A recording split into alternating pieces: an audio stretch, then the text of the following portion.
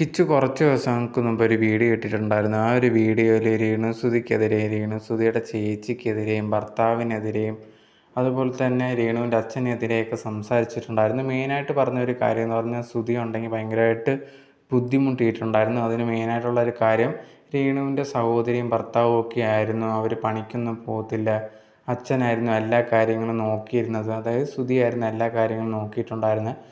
ഞങ്ങളുടെ രണ്ടുപേരുടെയും കുഴപ്പമെന്ന് പറയുന്നത് നോ പറയാൻ അറിയത്തില്ല എന്നുള്ളൊരു കാര്യമായിരുന്നു. അതുപോലെ തന്നെ അവിടെ വെച്ച് കുറേയധികം വഴക്കൊക്കെ ഉണ്ടായിട്ടുണ്ട്. ഈ ഒരു രേണുവിൻ്റെ സഹോദരിയുടെ അടുത്തും ഭർത്താവിൻ്റെ അടുത്തും അവരൊന്നും പണിക്ക് പോകത്തില്ലായിരുന്നു. അതിൻ്റെ പേരിലൊക്കെ വഴക്കുണ്ടായിട്ടുണ്ട് എന്നുള്ള രീതിയിൽ കിച്ചു പറഞ്ഞിട്ടുണ്ടായിരുന്നു. ഇതിന് ശേഷം കുറേയധികം പേര് രേണുവിനെ സഹോദരിയൊക്കെ ഭയങ്കര നെഗറ്റീവായിട്ടൊക്കെ കാര്യങ്ങൾ കമൻറ്റ് ബോക്സിലൊക്കെ ചെന്ന് കമൻറ്റ് ഇടുന്നുണ്ടായിരുന്നു.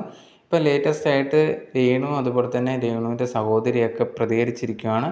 കഴിഞ്ഞ ദിവസമാണ് രേണുവിൻ്റെ സഹോദരിയുടെ അടുത്ത് ഇതിനെപ്പറ്റിയൊക്കെ ചോദിച്ച സമയത്ത് പറയുന്നൊരു കാര്യം, ഞങ്ങൾ ഒരിക്കലും അങ്ങനെയൊന്നും ചെയ്തിട്ടില്ല. അതുപോലെ തന്നെ ഇപ്പോൾ ഒരു സഹോദരങ്ങൾ അങ്ങോട്ടും ഇങ്ങോട്ടും ചെയ്യുന്നത് അതൊരു കടമ പോലെയായിട്ടേ കണ്ടിട്ടുള്ളൂ, അല്ലാതെ അത് ഇതുപോലെ ആരും പറഞ്ഞുകൊണ്ട് നടക്കുകയൊന്നും ചെയ്യത്തില്ല. കിച്ചു ഞങ്ങൾ നല്ല രീതിയിൽ തന്നെ ആയിരുന്നു, ഒരു കുഴപ്പമൊന്നുമില്ലായിരുന്നു.